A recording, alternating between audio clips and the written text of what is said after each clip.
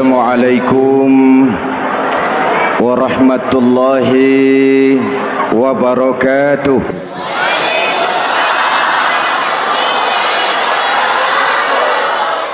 Alhamdulillahi wahdah, sadaqa wa'dah wa nasara 'abdah, wassalatu wassalamu ala man la nabiyya ba'dah, Sayyidina Muhammad ibn Abdullah wa ala alihi wa sahbihi wa mawalah, amma ba'du. Saudara-saudara kaum muslimin yang saya cintai, perjalanan waktu telah mengantarkan kita memasuki Ramadan. Kata orang, jauh berjalan banyak dilihat, dan pengalaman adalah guru yang paling bijaksana. Kalau ibadah Ramadan kita berhasil, maka kita yang malam ini pasti bukan kita sebulan yang lalu. Kita yang malam ini adalah kita yang telah ditempa, digojlok, digembleng oleh kawah candra di mukanya Ramadan. Dan setelah perjalanan panjang, perjuangan mengendalikan diri dan menahan nafsu, kita akan merayakan Idul Fitri. Apa yang harus kita laksanakan? Malam ini saya ingin sampaikan ayat 186 surah Al-Baqarah, di mana Allah menuntun kita. Pertama, walitukmilul iddata, hendaknya engkau sempurnakan jumlah bilangan hari puasamu. Puasa sebulan penuh, bisa 29, bisa 30 hari. Yang bisa ru'yat, punya persyaratan mampu ru'yat, silahkan ru'yat. Yang tidak mampu, ikut yang aman saja, dengerin pengumuman pemerintah, cari amannya saja.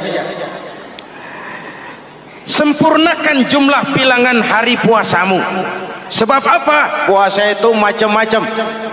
Ada yang puasa model beduk, depan rapat, belakangnya kosong, cuman pembukaan. Ada juga yang pembukaan, pertengahan, dan penutupan. Ada juga yang penutupan saja, mau dapat Lailatul Qadar.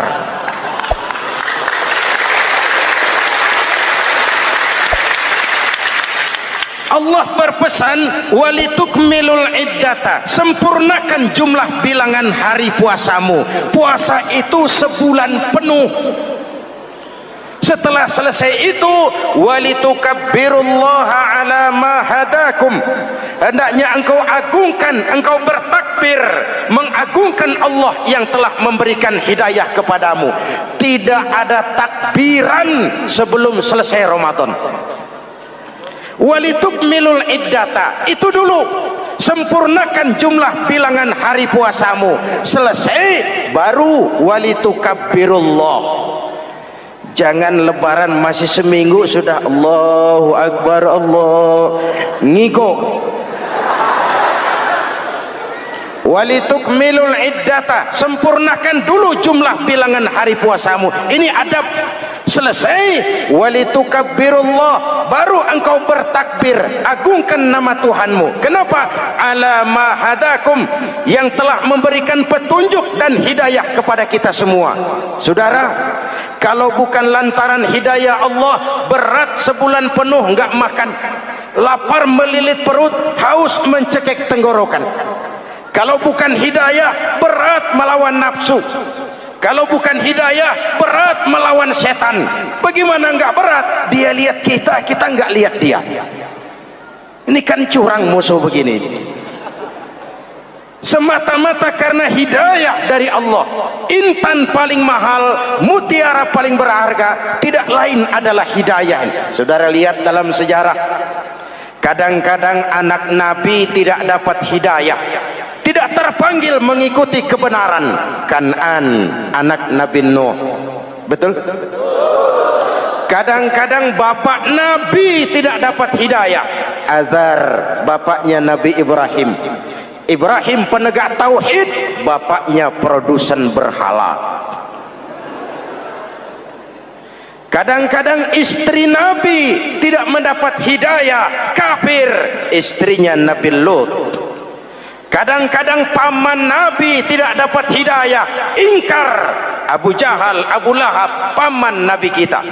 Anak Nabi, bapak Nabi, istri Nabi, paman Nabi, hidayah tidak datang, mereka tidak terpanggil mengikuti kebenaran. Alhamdulillah, kita yang ponakan Nabi aja bukan.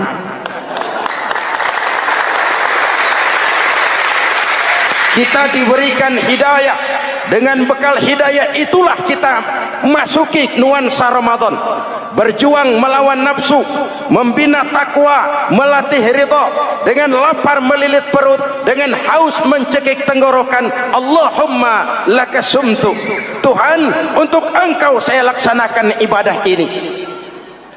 Oleh karena itu, jaga hidayah ini baik-baik, karena dia merupakan intan paling mahal, mutiara paling berharga dalam kehidupan kita. Diberikan kita kedudukan yang tinggi, alhamdulillah. Diberikan kita harta yang banyak, alhamdulillah. Tapi itu semua belum ada artinya ketimbang yang bernama hidayah. Maka hidayah inilah yang harus kita jaga baik-baik. Hidayah inilah yang harus kita pelihara. Kita bertakbir kepada Allah, mengagungkan nama Allah yang telah memberikan hidayah kepada kita. Kalau tidak lantaran hidayah, berat melaksanakan ibadah puasa sebulan suntuk. Dengan ibadah Ramadan, kita melakukan pemutihan vertikal. Orang yang keluar dari Ramadan dengan ibadah benar seperti bayi baru dilahirkan oleh ibunya, tidak punya dosa kepada Allah. Idul Fitri, kembali kepada fitrah. Tapi kan kita tidak cuma punya dosa vertikal, kita juga punya dosa horizontal. Kita tidak cuma berdosa kepada Allah, kita juga sering salah kepada sesama manusia. Betul? Inilah momen lebaran itu. Dosa kepada Allah, taubat langsung kepadanya, sonder calok. Dosa kepada sesama manusia, saling memaafkan. Sebab apa? Satu hadis meriwayatkan, selesai sholat id, sahabat mendengar Rasul mengucapkan amin sampai 3 kali. Amin, amin, amin. Heran sahabat, gak ada angin, gak ada hujan, amin 3 kali ya Rasul, ada apa? Kamu gak tahu? Gak tahu. Barusan selesai sholat, malaikat Jibril turun. Lalu, Muhammad, saya mau berdoa kepada Allah, mau kamu aminkan? Silakan Jibril, berdoalah, saya akan mengaminkan. Jibril berdoa, Rasulullah amin. Doanya 3 macam permohonan, Nabi 3 kali mengucapkan amin. Kalau malaikat Jibril yang doa, Nabi yang mengaminkan. Kalau bahasa Inggris, ilokan. Ilokan nih doa meleset. Apa iya? Ma iya? Apa doanya? Pertama, ya Allah, hari ini 1 Syawal, doa malaikat Jibril, saya mohon kepadamu, jangan engkau terima puasa dan ibadahnya anak yang durhaka kepada ibu bapaknya. Rasulullah mengucapkan amin. Jelas? Belum tentu memang setiap kita orang tua, tapi pasti setiap kita anak. Jikalau anak punya ibu dan bapak, seorang anak yang puasa Ramadan, tarawih malam hari, bayar zakat, tadarus Al-Quran, jikalau sudah durhaka kepada kedua orang tuanya, didoakan oleh malaikat Jibril, diaminkan oleh Nabi, supaya puasa dan ibadahnya tidak diterima. Na'udzu. Maka selesai sholat Idul Fitri, tugas yang paling utama minta ridho ibu dan bapak. Satu. Yang kedua, ya Allah,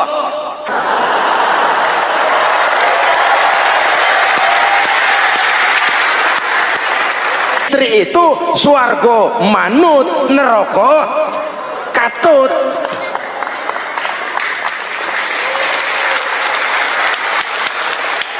Yang ketiga, ya Allah, hari ini 1 Syawal, saya mohon kepadamu, jangan engkau terima puasa dan ibadahnya muslim yang tidak mau memaafkan sesama saudaranya muslim.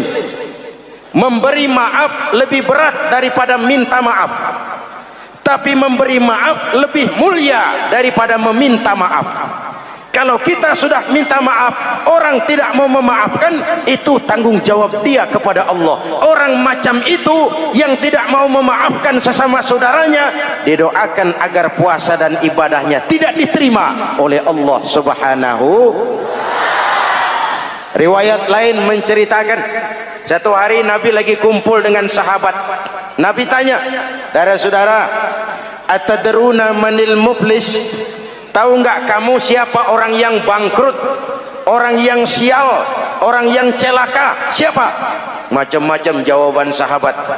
Ada yang bilang, al-muflisu fina man la dirham lahu wala mata'. Menurut pendapat kami, orang yang sial, yang bangkrut, yang kagak punya duit. Apalagi mau lebaran kayak begini. Bangkrut bener bang. Kadang-kadang yang habis belanja pulang bukan langsung ke rumahnya, ngeneng-ngeneng di depan tetangganya, manas-manasin orang. Hadirin yang saya hormati, semua diukur dengan kacamata materi. Apa jawab Nabi? Bukan. Orang bangkrut bukan yang nggak punya duit.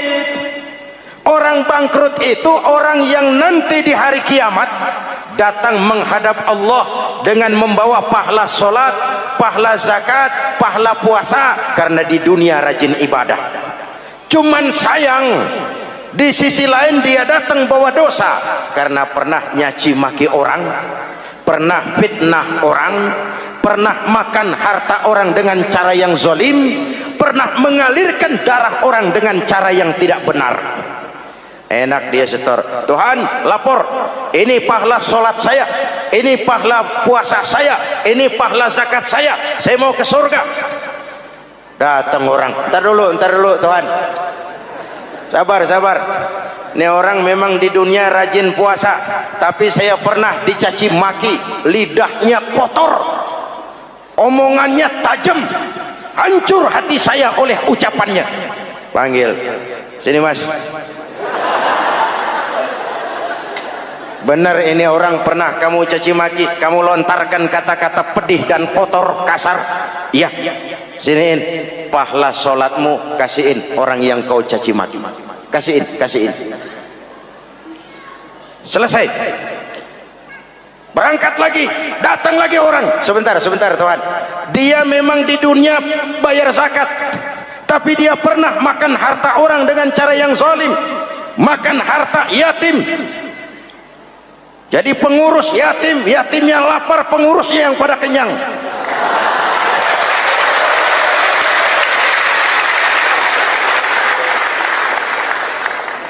Saya menuntut keadilan. Benar. Siniin pahala zakatmu, kasih orang yang kau makan hartanya. Kalau kebaikannya habis, yang nagih datang terus, apa yang terjadi? Dosa orang yang dia sakiti diambil, diberikan kepada dia. Bangkrut nggak? Pahala dipretelin, dosa dikasih. Modal boros, tagihan utang datang terus. Bangkrut bin bangpak alias sial dangkalan. Tahu sial dangkalan? Itu namanya udah jatuh ketiban ember. Jatuhnya sakit, ketiban embernya bonyok. Kita tidak ingin jadi manusia yang rugi dan bangkrut. Karena itu, jikalau ibadah Ramadan memperbaiki hubungan kita kepada Allah, maka Idul Fitri dengan silaturahmi lebarannya memperbaiki hubungan antar sesama manusia agar kita jangan termasuk golongan orang-orang yang bangkrut, karena cuma baik hubungannya kepada Allah tapi tidak baik hubungannya dengan sesama manusia. Ada orang yang pernah difitnah, ada orang yang pernah dicaci maki, ada orang yang pernah dijelek-jelekin, ada orang yang hartanya dia makan dengan cara yang zalim, ada orang yang dia alirkan darahnya, dia bunuh tanpa alasan yang benar. Itu semua akan jadi bebannya di akhirat nanti. Kalau dia menyangkut hakul adami, hak-hak manusia, maka kita harus minta maaf kepada yang bersangkutan. Rasul mengajarkan, ma min muslimaini yaltaqiyani fayatasafahani illa ghafarallahu dzunubahuma. Apabila dua orang Islam bertemu lalu bersalam-salaman, Allah hapuskan dosa yang terjadi di antara kedua orang itu.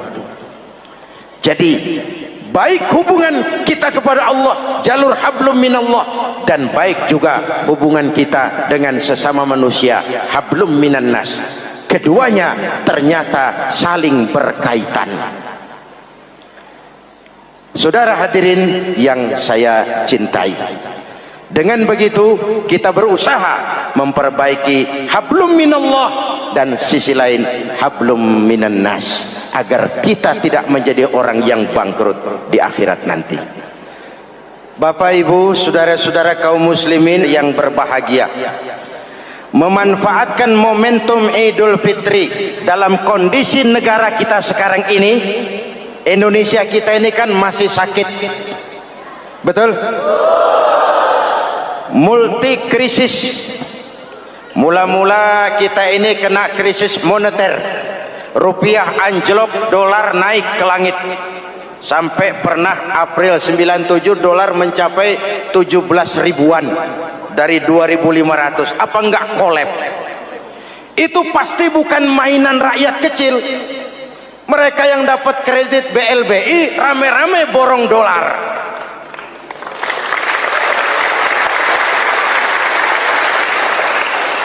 Kita mah bocah kampung boro-boro borong dolar, ngeliat juga tumben. Akibat krisis moneter muncul yang lebih makro, krisis ekonomi. Perusahaan besar ambruk, konglomerat terpuruk, PHK di mana-mana, pengangguran meningkat, kriminal meningkat. Seiring dengan itu muncul yang lebih parah, krisis kepercayaan.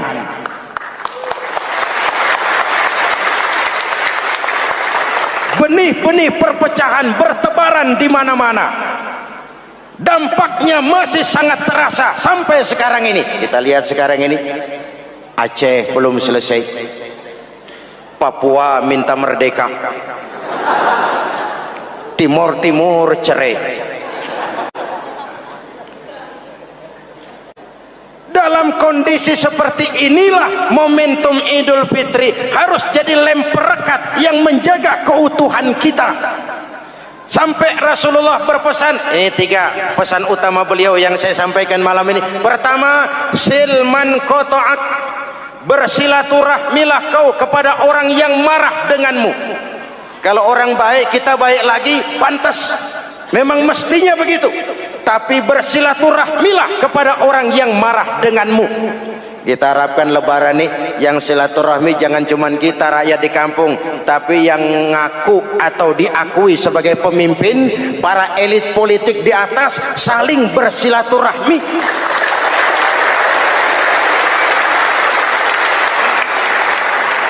Kalau mereka rukun di atas, kita di bawah ngelihatnya enak, betul? Tidak ada orang akan di atas kalau tidak disokong dari bawah. Ini ada warisan sejarah yang nggak sehat. Di zaman Bung Karno sampai Bung Karno jadi presiden seumur hidup, Bung Karno dikenal sebagai tokoh revolusioner. Nggak sepaham sama Bung Karno, cepat-cepat dianggap ini kontra revolusi. PKI berontak, Bung Karno jatuh, muncul orde baru. Bung Karno disebut orde lama. Yang nggak cocok sama orde baru, wah itu orang orde lama. Lalu reformasi, orde baru lengser, jadi lagi alat yang nggak cocok sama golongannya. Oh, itu orang orde baru. Kapan selesai urusan? Kalau kita terjebak dengan budaya dendam, naik ini babat itu, naik itu sikat ini, kapan mau selesai? Rasulullah lahir di Mekah, perjuangannya dihambat, dicaci maki, dilontari kotoran onta, sahabatnya dibantai, diancam mau dibunuh, hijrah ke Madinah. Setelah di Madinah jadi besar, tentaranya kuat, pengikutnya banyak, pasukannya hebat. Satu saat beliau masuk kembali ke kota Mekah dengan kekuatan full, tentara yang gagah, Quraisy pucar kacir. Ini nih Muhammad yang dulu kita caci maki, yang dulu kita ancam mau kita bunuh, yang kita usir, sekarang dia masuk dengan tentaranya yang hebat. Kalau dia menuntut balas, habis kita sekarang ini. Apa jawab Nabi? Beliau turun dari punggung onta lalu pidato dengan tawadu. Saudara-saudara, al-yauma yaumul marhamah. Ini hari yang penuh kasih sayang. Walaupun dulu kau usir aku dari sini, kau sambiti aku, kau bantai pengikutku, aku datang bukan membalas dendam. Ini hari yang penuh kasih sayang. Tidak akan ada pertumpahan darah. Yang masuk Masjidil Haram aman, yang masuk rumah Abu Sufyan aman. Dihormatinya ketokohan Abu Sufyan di depan pengikutnya. Ini akhlak.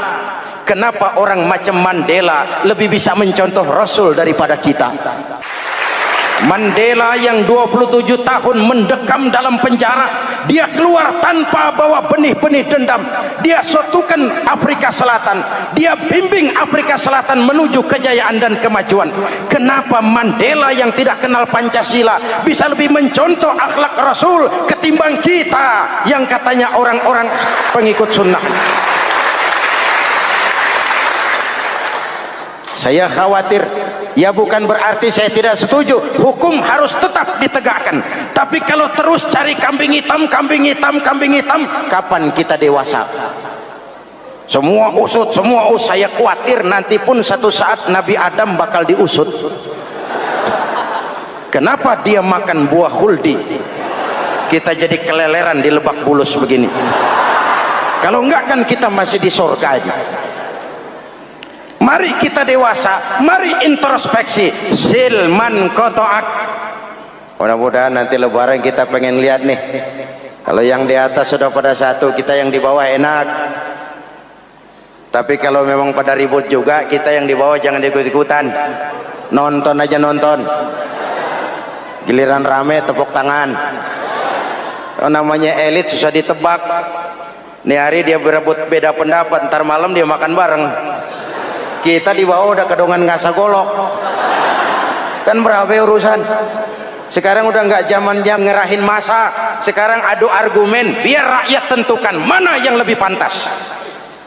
Hadirin yang saya hormati, silman qata'ak, bersilaturahmilah kepada orang yang marah denganmu. Momentum Idul Fitri harus meredam keberingasan, harus mencuatkan semangat persatuan dan kesatuan. Udah capek kita diobok-obok.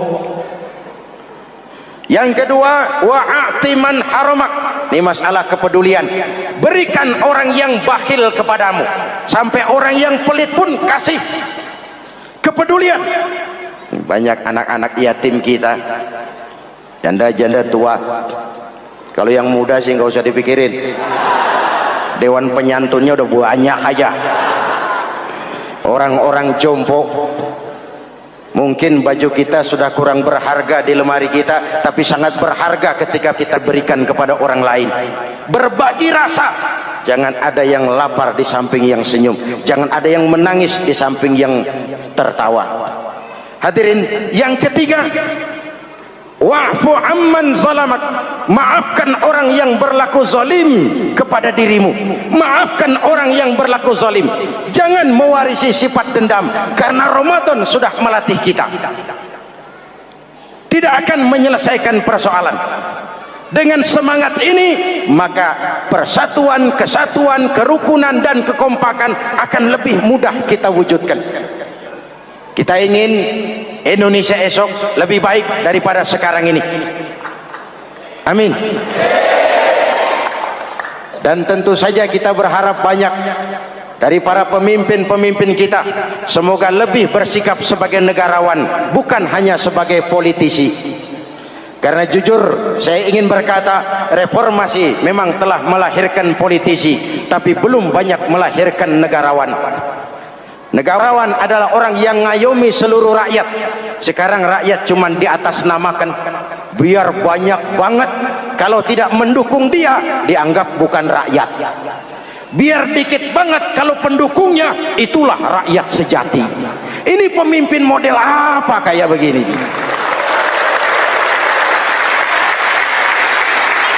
Ini kan mengkamuflase rakyat namanya. Oleh karena itu, mari sama-sama kita baca Fatihah. Kita niat, mudah-mudahan suasana sesudah Ramadan benar-benar kondusif, agar kita bangsa ini bisa keluar dari kesulitan besar yang kita hadapi sekarang ini. Para pemimpin kita semakin kompak dan bersatu, rakyat juga semakin terayomi. Ala hadhihi niyyah wa ila hadratin nabi. Al-Fatihah. Bismillahirrahmanirrahim. Alhamdulillah rabbil alamin, arrahmanir rahim, maliki yaumiddin. Iyyaka na'budu wa iyyaka nasta'in. Ihdinas siratal mustaqim, siratal ladzina an'amta 'alaihim ghairil maghdubi 'alaihim waladdallin. Amin. Bismillahirrahmanirrahim. Amin. Alhamdulillah rabbil alamin. Allahumma salli ala sayyidina Muhammadin wa ala alihi wa sahbihi ajma'in. Rabbana taqabbal minna salatana wa siyamana wa qiyamana wa taqassu'ana wa ta'abbudana wa tammim taksirana ya arhamar rahimin. Allahumma ij'alna minas su'ada'il maqbulin wa la taj'alna minal ashqiya'il mardudin. Allahumma a'izzal islam wal muslimin wansur man nasara ad-din wakhzul man khazalal muslimin. Allahumma afdalu ma qultuhu ana wan nabiyyuna min qabli la ilaha illallah.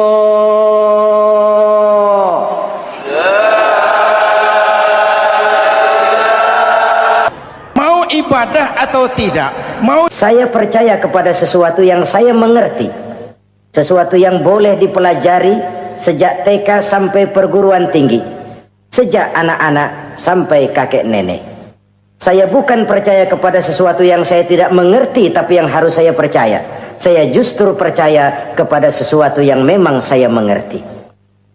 Saudara-saudara, demikianlah bahwa Tuhan dalam Islam adalah Tuhan yang terbuka, rasional, boleh dipelajari sejak kakek-kakek sampai anak-anak, sejak TK sampai kepada perguruan tinggi.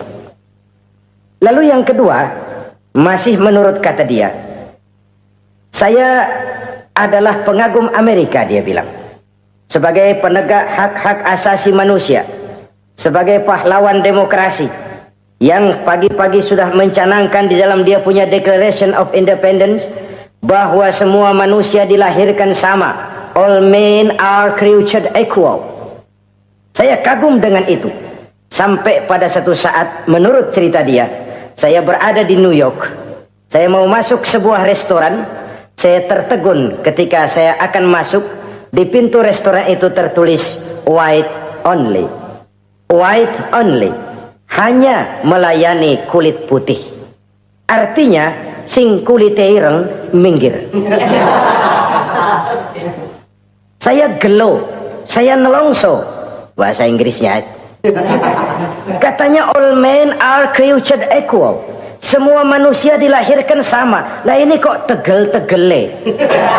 Kok sampai hati bikin tulisan hanya melayani kulit putih? Sampai saya melihat dalam Islam ini betapa si kulit putih dan si kulit hitam duduk saling berdampingan. Masjid menjadi simbol semangat kebersamaan mereka. Siapapun masuk masjid, buka sepatu.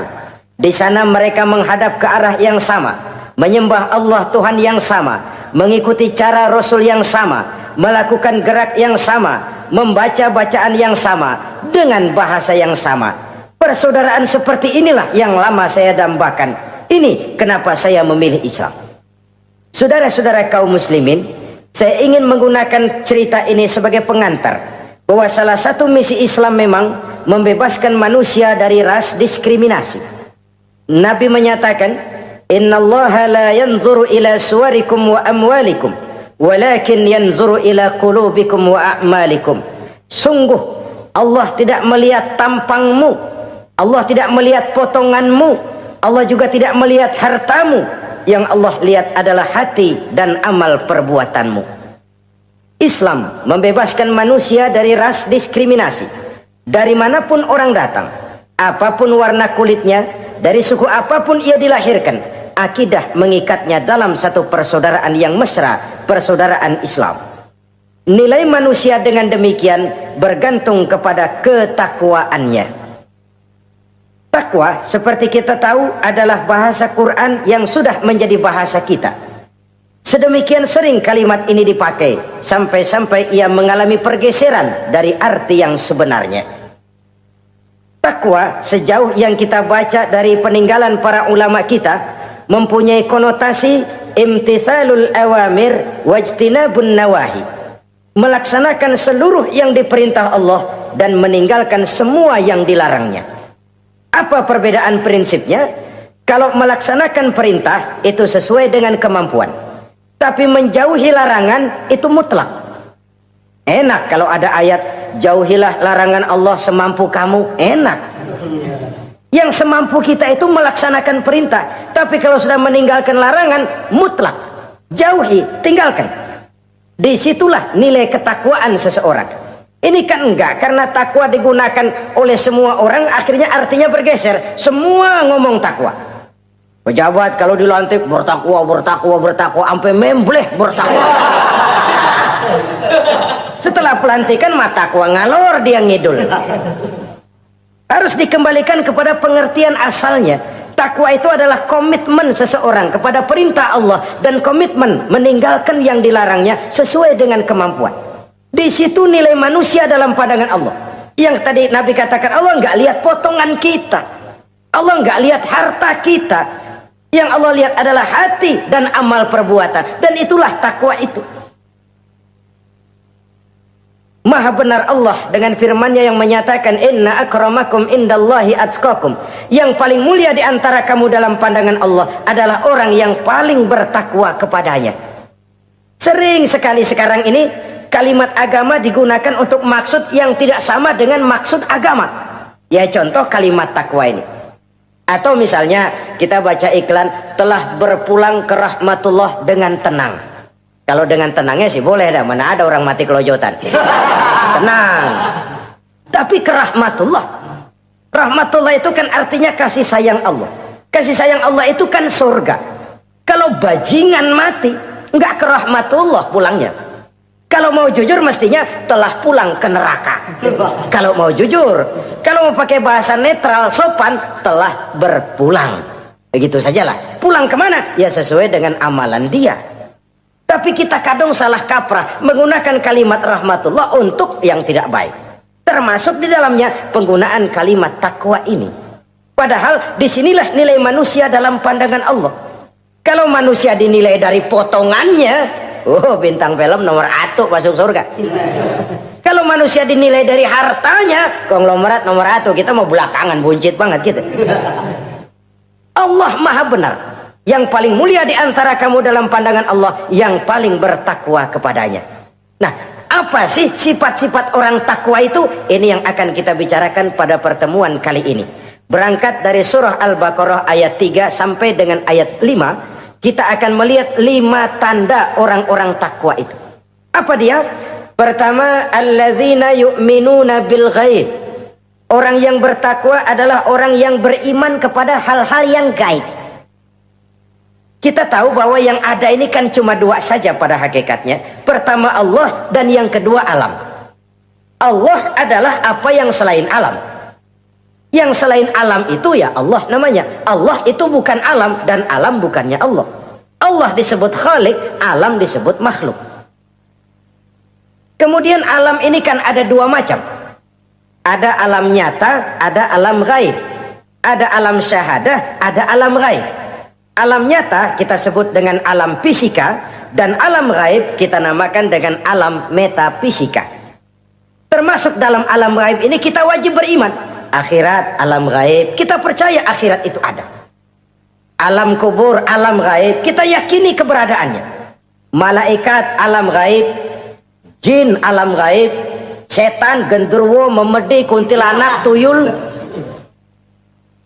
Kita percaya kepada iblis, percaya bahwa iblis itu ada. Kita percaya kepada malaikat, percaya bahwa malaikat itu ada. Dan kepercayaan ini sudah nature. Kalau kita lihat dalam dunia animisme, orang dahulu menyembah pohon sebenarnya kan karena dia percaya bahwa pohon punya kekuatan. Kekuatan itu yang disembah untuk mengharap manfaatnya atau terhindar dari bahaya yang bisa ditimbulkannya. Orang menyembah api karena percaya di balik api itu ada kekuatan. Orang menyembah lautan begitu, orang menyembah gunung begitu. Nah, Islam mengarahkan ini kepada hal-hal yang lebih konkret. Percaya kepada alam gaib, bahwa di balik alam nyata ini ada alam yang tidak nyata. Apakah itu namanya akhirat, alam barzah, malaikat, jin, itu semua termasuk di dalam alam yang gaib. Orang yang bertakwa, alladzina yu'minuna bil gaib, dia percaya kepada yang gaib-gaib itu. Percaya tentang adanya. Bukan percaya kepada iblis lalu ngikutin si iblis, bukan. Kita percaya yang namanya iblis itu ada, setan itu ada, jin itu ada, malaikat itu ada, alam kubur itu ada. Sebagai makhluk yang diciptakan oleh Allah, dan Allah sebagai khalik. Baik alam syahadat, baik alam gaib, penciptanya tetap Allah subhanahu wa ta'ala. Allah menciptakan siang, Allah ciptakan malam, Allah ciptakan yang baik, Allah ciptakan yang tidak baik. Apa perlunya? Ada manfaatnya untuk keseimbangan dalam alam ini. Manusia kan diberikan kebebasan bahwa segala sesuatu sudah ditentukan Allah memang, tapi kan tidak diberitahukan ke kita. Alam naj'al lahu 'ainaini wa lisana wa syafatain. Bukankah kami berikan kamu dua mata, dua telinga, lidah? Bukankah kami berikan kamu kemampuan untuk berpikir? Kami berikan tunjukkan dua jalan, yang baik, yang tidak baik. Kira-kira, manusia, ini jalan kebaikan, akhirnya akan sampai ke surga. Ini jalan kejahatan, akhirnya akan sampai ke neraka. Silakan kamu memilih. Agar kamu tidak salah pilih, kami berikan otak. Kami turunkan Rasul, kami turunkan wahyu, kami turunkan agama. Kalau sudah semikian komplitnya, masih salah pilih juga, emang dasar rezeki bonyok. Dikasih otak, diturunkan nabi dan rasul, diturunkan wahyu, ditunjukkan jalan kebenaran. Malahan kata Imam Mustafa Al-Maraghi, Allah memberikan petunjuk kepada kita itu bertahap. Pertama diberikan yang namanya hidayatul ilham, insting. Insting ini tingkatan dasar yang sangat diperlukan oleh manusia. Kita bisa lapar, kita bisa sedih, kita bisa gembira, kita bisa nangis, kita bisa ketawa. Nggak ada yang ngajarin. Belum pernah saya melihat ada kursus ketawa, belum pernah. Belum pernah ada akademi pertangisan, nggak ada. Itu insting yang kita bawa sejak lahir. Dan anehnya ketawa tiap orang nggak sama, nangis tiap orang nggak sama. Itu insting. Bayangin kalau gitu itu nggak ada. Kita nggak bisa sedih, nggak bisa gembira, kita nggak bisa ketawa, nggak bisa nangis. Polos hidup ini, kayak boneka. Nggak ada insting. Nah, ini juga diberikan kepada binatang. Binatang kan cuma instingnya insting rendah. Binatang marah bisa marah. Tapi perasaan mulia binatang nggak punya. Kepengen dipuji kan kagak ada binatang. Dia cuma punya perasaan-perasaan rendah. Marah, pengen tahu kebo kita sodok, marah dia. Perasaan rendah, lapar binatang punya, kenyang binatang punya. Tapi perasaan tinggi binatang nggak punya. Kepengen hidup lebih baik, nggak ada. Kepengen hidup terhormat, nggak ada. Senang kalau dipuji, nggak ada. Coba dah kebo kita puji habis-habisan, diam aja dia. Waduh, lu bukan main, hebat bener. Ya tetap aja kebo. Atau kita caci maki, nggak bakal dia marah. Ini perasaan tinggi, ingin lebih baik, ingin lebih terhormat, senang kalau dipuji, marah kalau dicaci. Itu perasaan tinggi yang hanya diberikan kepada manusia. Manusia dipuji senang, dicaci marah. Orang kita puji walaupun wah kamu hebat bener, walaupun dia bilang ah kamu bisa aja, tapi kupingnya tetap aja mekar. Senang kalau dipuji. Insting yang rendah diberikan juga kepada binatang, tapi bukan insting yang tinggi. Ini petunjuk pertama. Dengan itu kita punya perasaan dasar untuk mengagumi, untuk sedih, untuk gembira dan sebagainya. Setelah insting kita diberikan panca indera yang kerjanya juga nggak sama. Penciuman dengan pendengaran dengan penglihatan kan nggak sama. Yang enak buat kuping belum tentu enak buat hidung. Orang buang angin kalau ditinjau dari segi bunyi enak buat kuping, tapi hidung kan kelabakan. Kerjanya nggak sama. Panca indera ini penting sebagai kesiapan untuk melayani insting. Persiapan melayani insting. Cukupkah? Tidak. Binatang juga diberikan panca indera. Bahkan kadang-kadang panca indera binatang lebih tajam daripada panca indera manusia.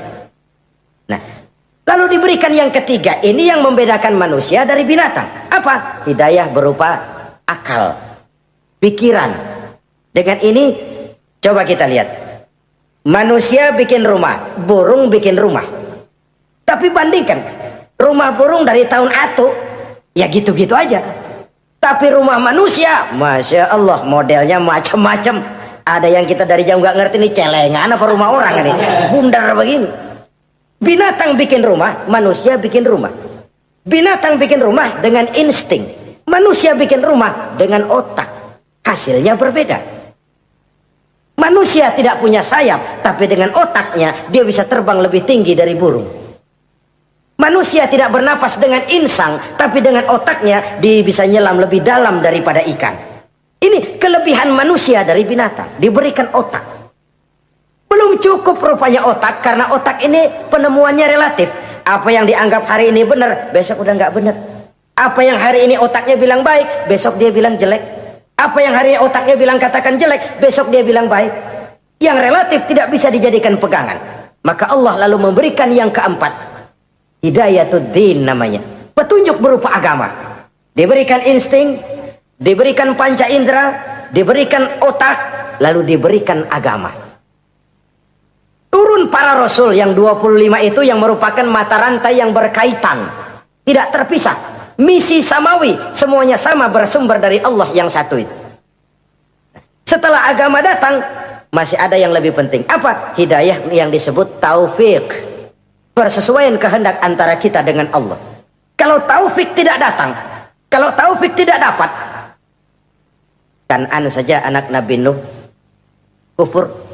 Anak Nabi tidak dapat taufik namanya itu. Agama turun, bapaknya Nabi. Bapaknya Nabi. Azar, ayahnya Nabi Allah Ibrahim, tidak mendapat taufik. Lalu Abu Jahal, Abu Lahab, pamannya Nabi, tidak mendapat taufik. Lalu istrinya Nabi Lut tidak mendapat taufik. Bayangkan ini, anak Nabi, paman Nabi, bapak Nabi, istri Nabi. Taufik inilah yang hak prerogatif Allah. Insting semua dikasih, panca indera semua dikasih, otak semua dikasih, agama kepada semua diturunkan. Tapi taufik ini hak prerogatif Allah. Lah kita ini bersyukur, ponakan Nabi aja bukan dapat taufik. Tidak sekedar mendengar Islam, mendengar agama, tapi mengikuti agama itu sendiri. Inilah institusi-institusi yang diberikan Allah kepada kita. Jadi kalau sudah begini lengkap, manusia, nih aku kasih, tempuh jalan ini, masih salah juga, dasar sableng. Pantas kalau Allah mengadili, pantas kalau Allah memberikan sanksi. Kenapa? Rasul udah turun, otak dikasih, panca indera dikasih, peringatan dikasih, masih salah juga, pantas dong kalau diadili. Kecuali kalau Allah nggak nurunin apa-apa, hidup dah selagu-lagu lu sono, mau guling mau gupak terserah deh. Kalau begitu lalu ada pengadilan, nggak adil.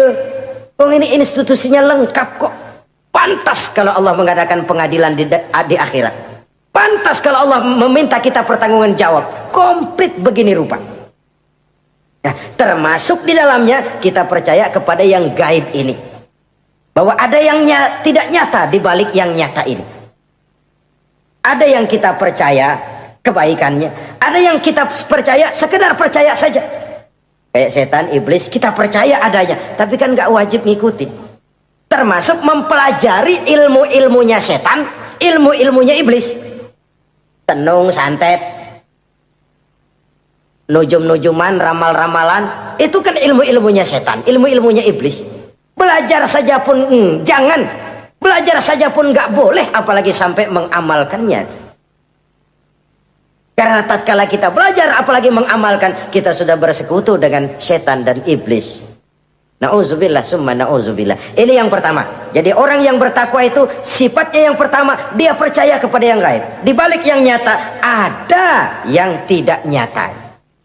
Lah, saudara-saudara, jangankan yang alam seperti ini ya, alam kubur, alam akhirat. Masih di alam nyata ini saja ada sesuatu yang hanya kita bisa rasakan tapi nggak bisa kita lihat, nggak bisa kita pegang. Contohnya angin. Ada tuh, kita rasain tapi kan nggak bisa kita pegang. Bentuknya bagaimana kita nggak tahu.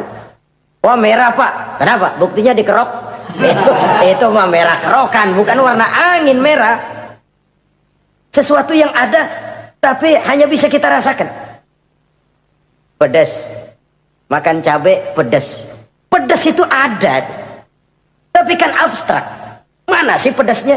Nggak bisa kita pegang, nggak bisa kita lihat, tapi kita rasain. Oh, itu yang hijau mah cabai, mang.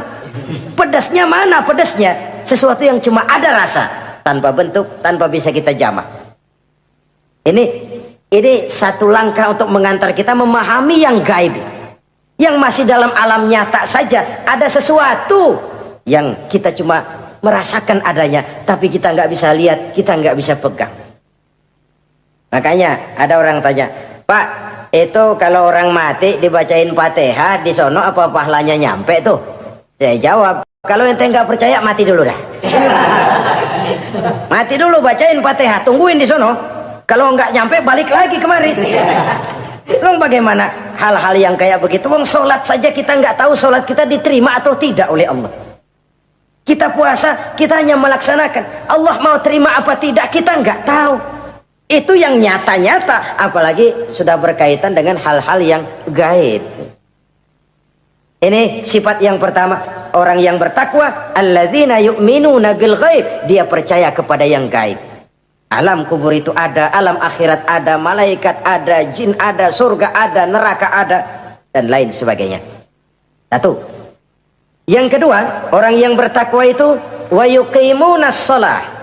Setelah percaya kepada yang gaib, mereka juga mendirikan sholat.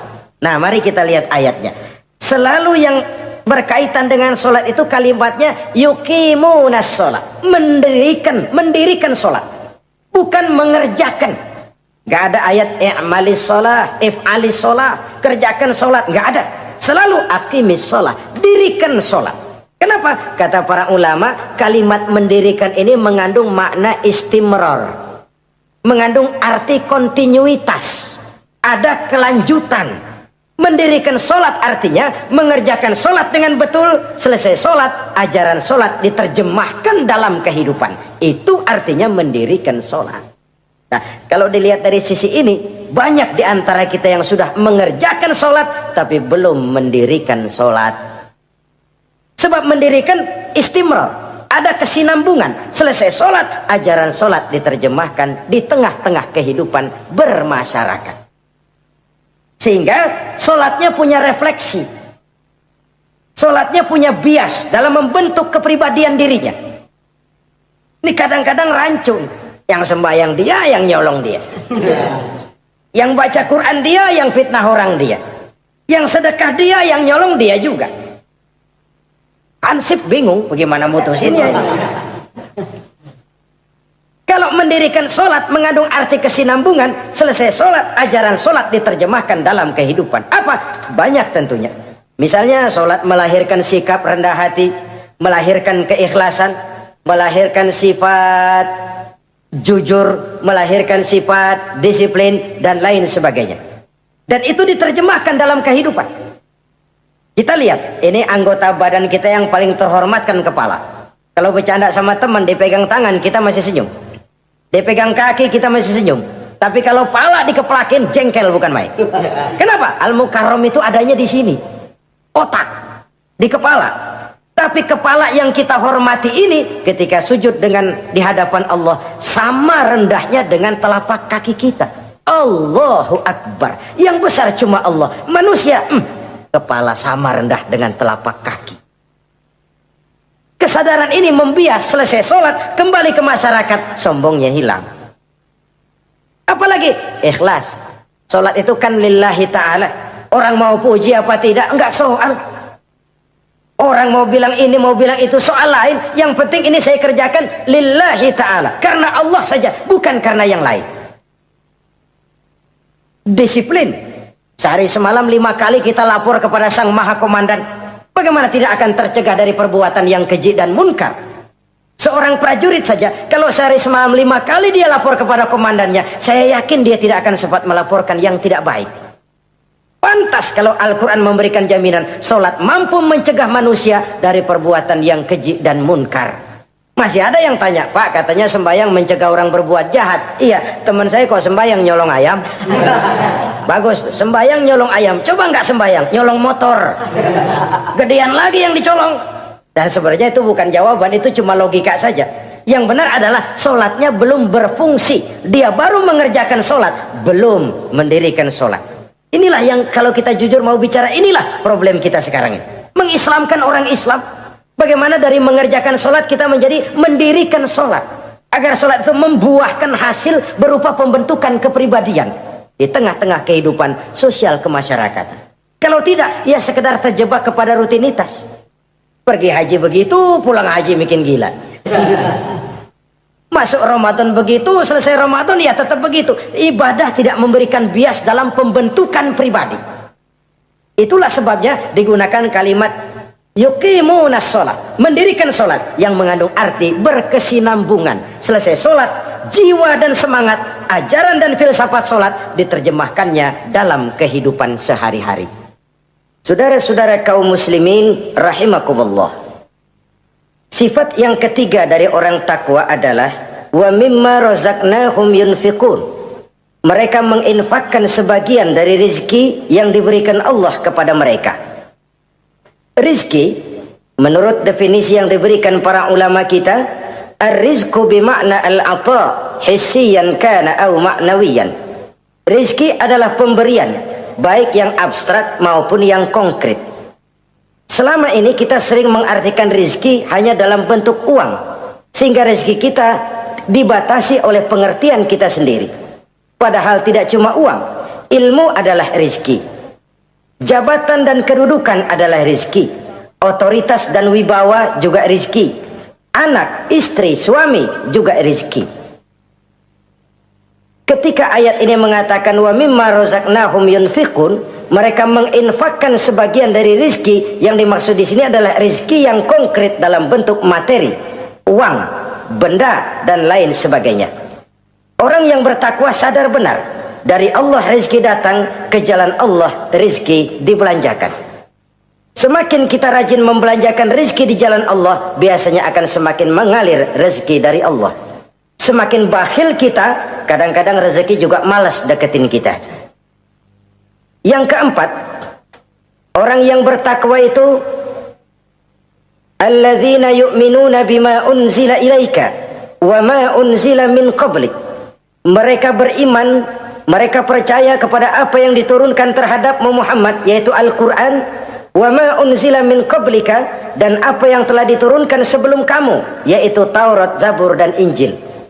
Orang yang takwa percaya bahwa Allah dahulu telah menurunkan Taurat kepada Musa, Allah telah menurunkan Zabur kepada Nabi Daud, Allah telah menurunkan Injil kepada Nabi Isa. Percaya sekadar percaya, tidak wajib mengamalkan ajarannya. Kita percaya Taurat itu kitabnya Allah, Injil dahulu yang diturunkan kepada Nabi Isa kitab Allah, Zabur kitab Allah. Percaya sekadar percaya, bukan percaya kemudian mengamalkan, bukan. Karena dengan turunnya Al-Quran, maka seluruh kitab-kitab terdahulu sudah tercakup di dalam Al-Quran. Orang yang bertakwa percaya kepada apa yang diturunkan terhadap Nabi Muhammad. Apa itu? Al-Quranul Karim. Bagaimana kepercayaan kita kepada Al-Quran? Bahwa dia kitab suci yang isi dan redaksinya langsung dari Allah, yang kita membacanya beribadah, mengerti atau tidak mengerti artinya. Akan lebih baik setelah bisa membaca, mengerti, kemudian mengamalkannya dalam kehidupan kita. Saudara-saudara, kalau kita adakan konteks ini di mana-mana, modernisasi, globalisasi, kemajuan sering membawa pergeseran nilai. Dulu, ini zaman dulu ya, waktu listrik belum masuk desa, kita rasakan betul. Kalau masuk kampung berasa banyak orang Islam. Padahal rumah pakai lampu templok, lampu tempel, paling banter, patroma. Tapi kita masuk kampung berasa kok banyak orang Islam. Kenapa? Suara Al-Quran kedengaran dari rumah-rumah. Kenapa? Ada anak-anak muda lagi latihan baca barzanji. Kenapa? Ada patayat, santri-santri wanita lagi baca solawatan. Kenapa? Nenek-nenek lagi ngapalin sifat 20 sembari nyisik.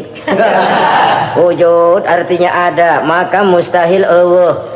Zaman dulu terjadilah modernisasi, listrik masuk desa. Apa yang kita lihat? Rumah pada terang, terus televisi main gede-gedean, lalu radio kaset main kenceng-kencengan. Tergeserlah suara Al-Quran, apalagi solawatan, apalagi barzanjian. Apa tidak boleh? Ya boleh saja. Apa tidak bagus? Ya bagus saja. Tapi kalau harus menggeser, apalagi menggusur nilai-nilai positif, itu yang kita prihatin.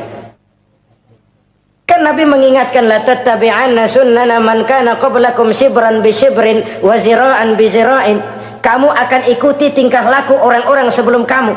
Cuma ikut-ikutannya nggak berasa, sejengkal, lalu sehasta, lalu semeter, lalu 3 meter.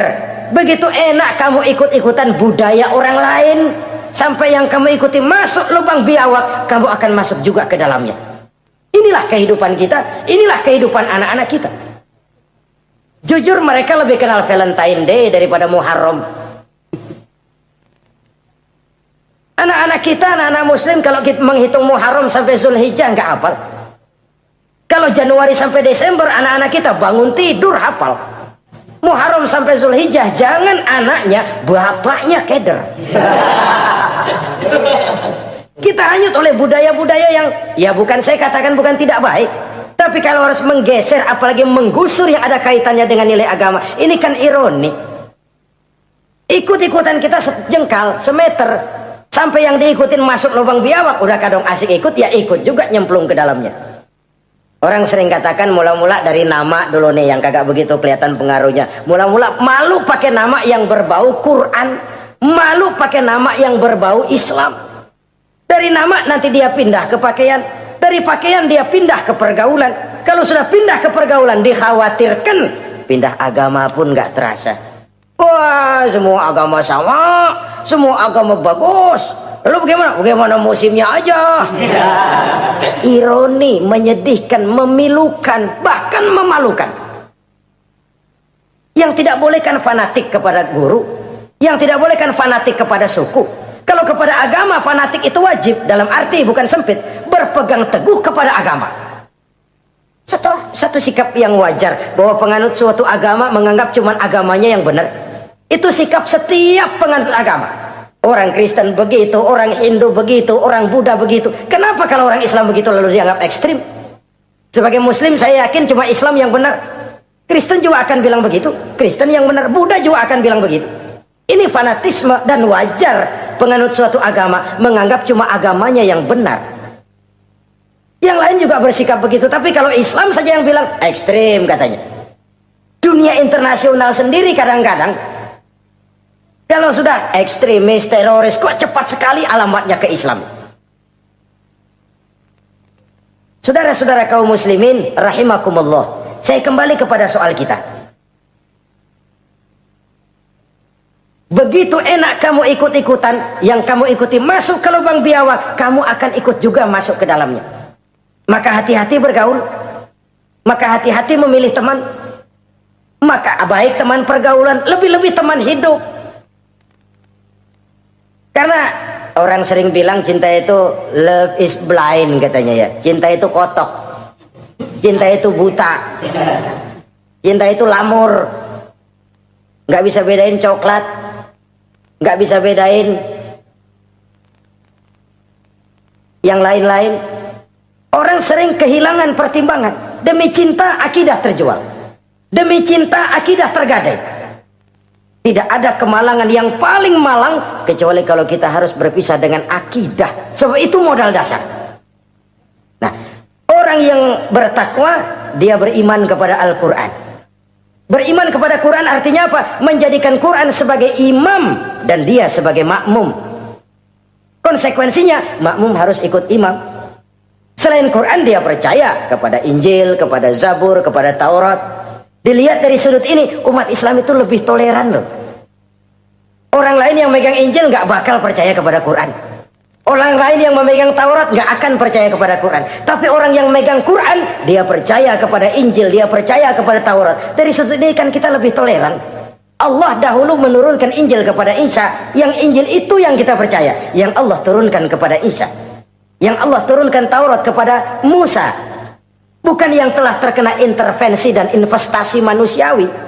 Dan percaya pun terbatas percaya kepada adanya, bukan kepada mengamalkannya. Kenapa? Karena ordenya udah lewat.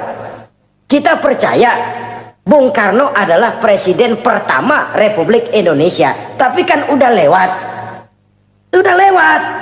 Kita percaya Bung Karno presiden pertama Republik Indonesia. Tapi kan udah lewat, udah selesai. Begitulah kita mempercayai Taurat, mempercayai Injil, ada, kita percaya, tapi kan udah selesai misinya. Yang berlangsung sampai akhirat nanti adalah Al-Quranul Karim. Orang yang bertakwa meyakini itu. Ini yang keempat. Yang kelima, wabil akhirati hum yuqinun. Mereka yakin, orang bertakwa ini, kepada adanya akhirat. Ah, kalau itu kan gampang, semua orang juga yakin. Loh, bukan sekedar yakin, sekedar percaya. Yalah, percaya kepada Allah, percaya kepada akhirat, pokoknya percaya. Bagaimana? Ya begitu, pokoknya percaya. Bukan itu. Kepercayaan yang memberikan refleksi. Iya ya, akhirat ada. Ada hidup sesudah mati, ada akhirat sesudah dunia. Saya memang benar kepengen cepat kaya, tapi kalau nipu orang nanti di akhirat bagaimana? Ini loh. Saya memang benar kepengen cepat naik pangkat, tapi kalau mesti jilat atas injak bawah, sikut kiri kanan, teman jadi lawan, lawan jadi teman, di akhirat saya bagaimana? Ini loh percaya akhirat itu. Saya memang benar kepengen cepat kaya, tapi kalau makan renten nanti di akhirat bagaimana? Kepercayaan yang mewarnai gerak kehidupan. Kalau percaya sekedar percaya, yang buta campur budak juga percaya akhirat ada. Tapi kan kepercayaan yang memberikan refleksi, mewarnai gerak hidup kita. Loh, enggak gitu. Orang yang percaya akhirat itu gayanya enggak gitu. Orang yang percaya akhirat itu sikapnya enggak gitu. Orang yang percaya akhirat jalannya enggak gitu. Orang yang percaya akhirat ngomongnya enggak asal ngomong. Kepercayaan yang memberikan refleksi terhadap gerak hidup. Nah, ini refleksi dari sifat-sifat takwa. Saudara-saudara, kalau itulah sifat-sifat orang takwa, lalu terhadap mereka yang takwa ini, karunia apa yang diberikan Allah? Apa keutamaan mereka? Mari kita kutip beberapa ayat. Pertama, ini janji Allah ya. Wa may yattaqillaha yaj'al lahu makhraja. Siapa yang bertakwa kepada Allah, maka ia akan diberikan jalan keluar dari segala macam kesulitan. Masya Allah. Orang takwa itu kan orang yang dekat dengan Allah. Kalau sudah dekat dengan Allah, everything is running well. Apa yang nggak selesai? Impossible, kata otak. Tidak mungkin, kata rasio. Mana bisa menurut kebiasaan. Tapi orang yang takwa selalu saja ada jalan keluar. Selalu diberikan Allah jalan keluar. Ini yang faktor yang irasional, faktor yang non komputer, faktor yang samawi. Allah yang mau, ada saja jalan keluar. Coba. Waktu terjadi peristiwa hijrah, Masya Allah, Rasulullah itu sudah dikepung rapat rumahnya, pagar betis. Jangan manusia, tikus saja nggak bisa lewat. Rapat di pagar betis. Kesepakatan sudah jelas, membunuh Muhammad bersama-sama. Apa yang terjadi? Ketika Nabi keluar, buka pintu, وَجَعَلْنَا مِنْ بَيْنِ أَيْدِيهِمْ سَدًّا وَمِنْ خَلْفِهِمْ سَدًّا فَأَغْشَيْنَاهُمْ فَهُمْ لَا يُبْصِرُونَ. Di depan, belakang, di kiri, kanan mereka kami jadikan dinding. Kami butakan mereka. Mereka enggak lihat Muhammad keluar dari rumahnya. Allah berikan jalan keluar. Padahal Quraisy siaga satu, pita merah, apel siap, mata menteleng, Nabi lewat enggak kelihatan. persis ikan bandeng. Ikan bandeng kan melotot, colok dia aja, nggak lihat apa-apa. Yaj'al lahu makhraja, Allah berikan jalan keluar dari berbagai macam kesulitan. Sesuatu yang menurut kita, aduh udah deh, nyerah dah, nggak bisa dah. Tapi orang yang takwa kepada Allah, Allah janji, Allah lah yang janji ini, yaj'al lahu makhraja, Allah akan berikan jalan keluar dari segala macam kesulitan. Kenapa? Dia dekat dengan Allah. Orang yang kayak begitu yang kita takut itu. Doanya ngebul kata anak-anak. Permohonannya didengar, ratapannya dipenuhi. Allah berikan dia jalan keluar, ada saja jalan keluarnya. Ini keistimewaan pertama dari orang yang takwa itu. Lah kalau Allah yang ngasih jalan keluar, siapa yang bisa mencegah jalan orang kayak begitu? Di pagar betis lolos, di Gua Sur Quraisy sampai ke Gua Sur mencari Nabi. Kalau mereka nengok aja kelihatan. Apa yang terjadi? Dilalah, dadakan. Burung bertelur di bibir goa, laba-laba bikin sarang di bibir goa. Quraisy mikir kalau Muhammad masuk kemari telur berantakan, rumah laba-laba hancur nih, nggak mungkin dia ke sini, cari ke tempat lain. Rumah laba-laba yang rapuh menggagalkan usaha Quraisy yang gagah perkasa. Yaj'al lahu makhraja, Allah berikan jalan keluar. Ini yang pertama. Yang kedua, wa yarzuqhu min haitsu la yahtasib, Allah berikan rizki dia, orang yang takwa ini, dari jalan yang tidak disangka-sangka. Rezekinya mengalir. Kenapa? Dia dekat dengan Allah. Allah maha kaya. Kadang-kadang ini orang kerjaannya sujud doang sama ngangkat tangan, rezekinya ada aja. Allah yang kaya, Allah yang maha tahu. Orang yang takwa walaupun gajinya kagak ada, penghasilannya gede. Allah yang memberi.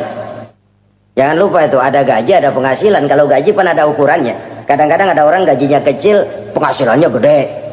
Pokoknya jadi lurah musim gusuran. Itu penghasilan. Kalau gaji bisa diukur, tapi penghasilan gede lah. Kalau semeter komisinya sekian kan gede tuh penghasilan. Ada juga yang memang gaji gede, penghasilan gede. Ini pejabat-pejabat yang banyak sikutannya tuh. Saudara-saudara kaum muslimin, orang yang bertakwa itu yarzuqhu min haitsu la yahtasib, Allah berikan rizki lewat jalan yang dia nggak sangka-sangka. Ada aja jalannya. Nggak punya duit tapi haji bisa pergi. Nggak punya duit tapi ya hidupnya wajar. Tamu datang balahan. Pernah itu ada tamu di Jawa Timur sana datang ke rumah seorang kiai, ratusan tamu dikasih makan semua. Padahal kiai rumahnya gede. Tamu ada yang dalam hatinya nyeletuk, ini kiai bisa ngasih makan orang satu rombongan banyak begini, duit dari mana ini? Dalam hatinya, disamperin sama kiai, kamu jangan buruk sangka, ini rezeki halal. Bukan cuma rezeki, dia bisa ngerti hati orang. Mukasyafah, Allah bukakan apa yang Allah nggak bukakan buat orang lain. Ini karunia, dan itu hanya mungkin dengan takwa. Itu tadi, komitmen kepada perintah Allah, menjauhi larangannya. Mukasyafah, dibukakan pintu oleh Allah. Dia bisa lihat yang orang nggak lihat, dia bisa tahu yang orang lain nggak tahu. Udah nggak bisa main-main kalau ketemu orang begini. Ini udah high class ini di sisi Allah. Ini yang kedua, rezekinya ngalir lewat jalan yang nggak sangka-sangka. Yang ketiga, wa may yattaqillaha yaj'al lahu min amrihi yusra, orang yang bertakwa kepada Allah, Allah jadikan urusannya gampang. Allah mudahkan urusannya. Masya Allah. Kalau Allah yang sudah mudahkan, siapa sih yang bisa bikin sulit? Allah yang gampangin urusannya. Orang mana yang bisa bikin sulit? Boleh manusia merencana, mempersulit, memblokir segala macam. Tapi kalau Allah gampangin, jalan tuh urusan. Boleh manusia merancang. Tapi kalau Allah mau, apa yang nggak mungkin? Satu kampung orang mau jatuhin kita, kalau Allah mau angkat, naik. Satu negara orang mau naikin kita, kalau Allah mau turunin, nyungsep. Tu'izzu man tasya wa tuzillu man tasya. Allah muliakan siapa yang dikehendakinya, Allah rendahkan siapa yang dikehendakinya. Saudara-saudara kaum muslimin rahimakumullah, dimudahkan urusan orang yang takwa itu. Jadi kalau ingin urusan kita dimudahkan oleh Allah, konsepnya cuma takwa. Kembali kepada komitmen, laksanakan yang diperintah, jauhi yang dilarang. Itu saja. Apalagi keutamaan orang takwa itu, wa may yattaqillaha yukaffir anhu sayyi'atihi wa yu'azzim lahu ajra. Siapa yang bertakwa kepada Allah, dihapuskan segala kesalahannya yang sudah lalu. Masya Allah, dihapuskan kesalahannya.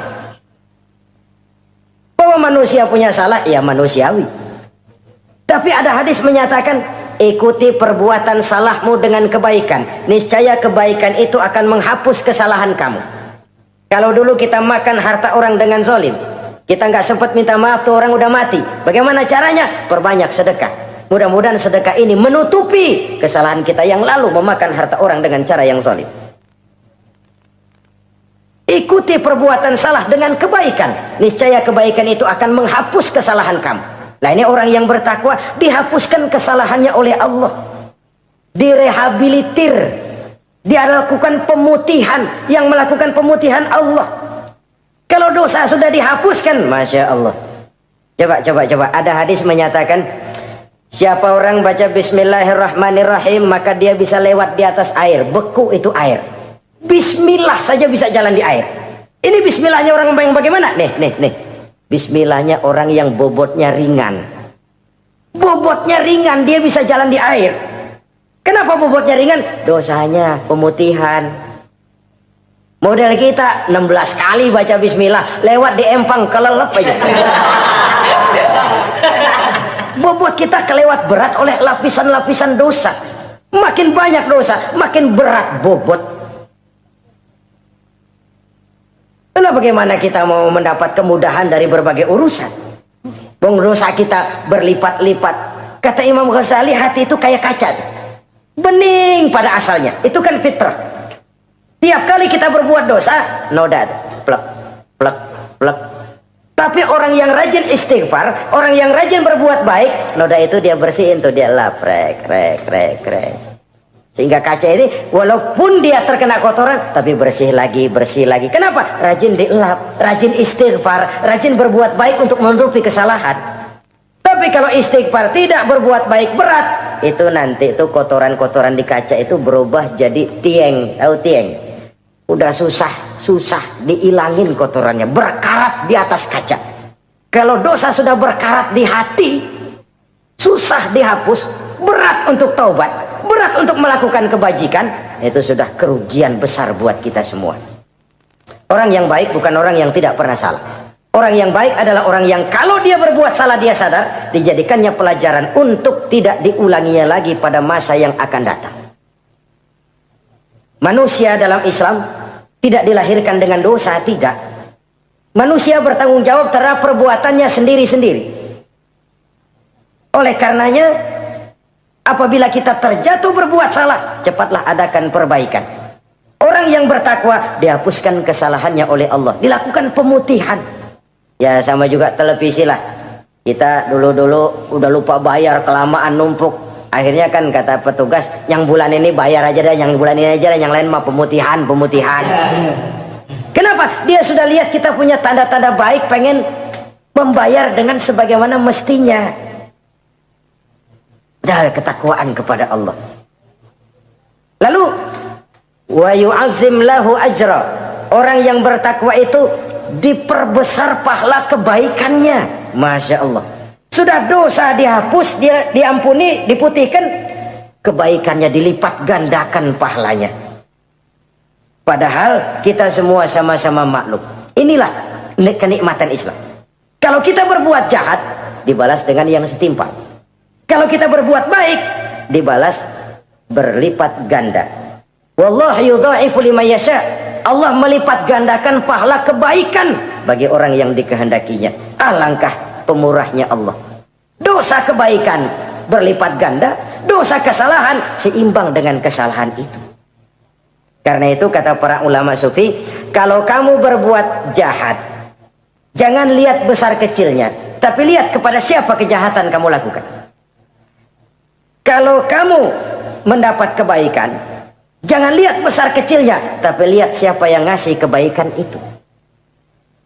Kecil dosa kita lakukan, tapi kepada Allah. Sedikit karunia yang kita terima, Allah yang ngasih. Logikanya begini. Saya ketemu menteri, dikasih duit 5.000 perak. Rp5.000. Karena yang ngasih menteri tuh duit barangkali saya jadiin jimat, nggak saya belanjain, saya simpen. Kenapa? Buat bangga-banggaan, buat cerita-ceritaan. Saya ketemu menteri masa nih 5.000 perak dikasih. Menteri yang ngasih Rp5.000, saya simpen, saya jadikan kebanggaan. Bagaimana kalau yang ngasih Allah, yang serba maha kaya, maha adil, maha tahu, kita lupakan. Akaltum ni'mata rabbikum walam tashkurulah. Tiap saat kita namakan nikmat Allah, tapi kita lupa bersyukur kepadanya. Padahal Allah janjikan, makin kamu pandai bersyukur, makin aku tambah nikmatku. Tapi kalau kamu tidak pandai bersyukur, awas, azabku itu amat pedih. Jadi azab, nikmat maksud saya, bisa berubah menjadi azab kalau kita tidak pandai mensyukurinya. Saudara-saudara kaum muslimin rahimakumullah, dari uraian singkat ini saya ambil beberapa catatan utama. Pertama, nilai manusia dalam pandangan Allah adalah ketakwaannya. 14 abad yang lalu, sebelum orang teriak-teriak tentang hak asasi, Rasulullah sudah mencanangkan semangat persamaan ketika beliau bersabda, "An-nasu kulluhum li Adam, wa Adam min turab, la fadla li arabiyyin ala ajamiyyin illa bittaqwa." Seluruh manusia berasal dari Adam. Adam diciptakan dari tanah. Tidak ada kelebihan Arab dengan yang bukan Arab kecuali takwanya. Di situ nilai manusia dalam pandangan Allah. Takwa bukanlah kulit. Itu kalau sorbannya paling gede berarti paling takwa. Belum tentu. Tasbihnya panjang-panjang. Belum tentu. Jenggotnya jengser. Belum tentu. Kumisnya tebal buat nyaring kopi kali. Itu kulit perlu, tapi isi jauh lebih penting. Sehingga Nabi katakan, at-taqwa hahuna. Takwa itu di sini, 3 kali. Di hati, bukan di serban, bukan di tasbih, bukan di sajadah, bukan di sarung. Di sini, di situ takwa. Penggeraknya adalah hati. Dan untuk itu Allah menyediakan fasilitas keutamaan. Diberikan jalan keluar dari berbagai kesulitan, diberikan rizki dengan jalan yang tidak disangka-sangka, dihapuskan kesalahannya, dimudahkan usahanya, diperbesar pahala kebajikannya. Karena itu, untuk mengejar posisi di hadapan Allah, tidak lain adalah takwa. Allah tidak bedakan manusia dari keturunannya, warna kulitnya, tapi dari ketakwaannya kepada Allah. Orang yang takwa disebut muttaqin, dan itulah nilai tertinggi manusia di hadapan Allah Subhanahu wa ta'ala. Semoga kita diberikan kekuatan untuk mencapai martabat takwa ini dan mendapat keutamaan-keutamaan seperti yang dijanjikan Allah. Sekian dulu jumpa kita kali ini. Insya Allah lain kesempatan kita jumpa kembali. Terima kasih atas segala perhatian. Mohon maaf atas segala kekurangan. Usikum wa iyaya bitaqwallah. Wassalamualaikum warahmatullahi wabarakatuh.